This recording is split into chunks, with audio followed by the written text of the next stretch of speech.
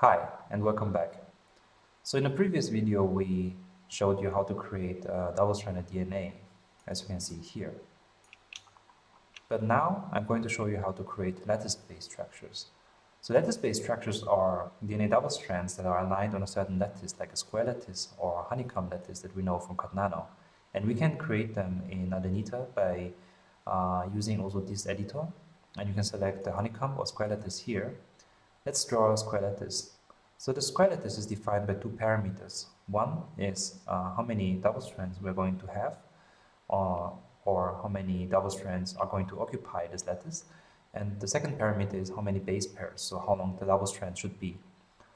So the first parameter is specified by this line here. So this line basically is the diagonal of a rectangular, and from this, the number of double strands in a rectangular is derived. Let's assume we want to draw this 4x4 lattice structure, and if we release the mouse, we can now specify by the number of base pairs by moving the mouse.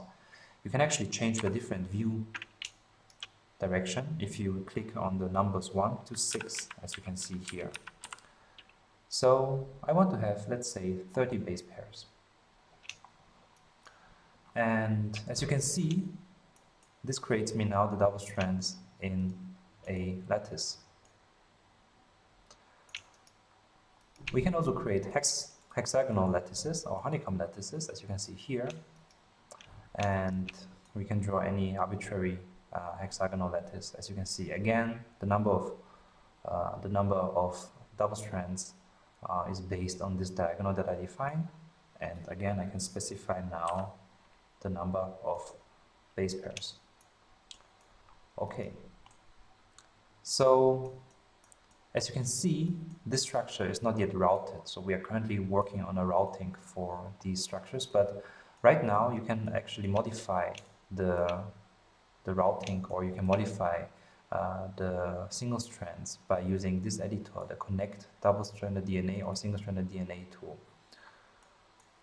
So for this, you have to actually go here to any node in order to select everything here in the scene. And you can now install crossovers, for example.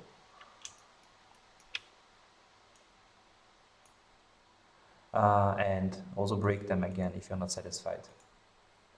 And by the way, as you can see, the 5' end is different than the 3' end. The 3' end has a pointy end, and the 5' end is not pointy. So this shows you the direction of the single strands. All right.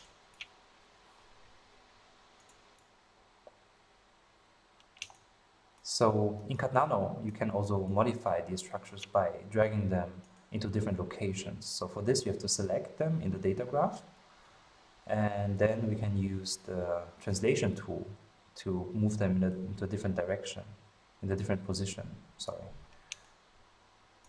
Let's assume we want to move this hexagonal structure into this position, and we want to also rotate it a little bit. Let's assume we want to rotate it in this way.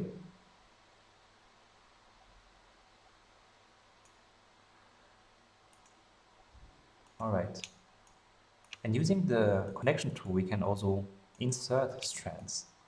For example, if I want to connect this with this end, I can either add a connection, but if we go down to a lower scale, we can see that actually no nucleotide is added in between.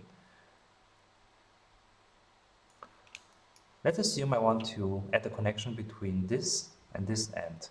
And I can actually use the user interface to insert a sequence I would like. I can either fill it automatically or specify any sequence I would like.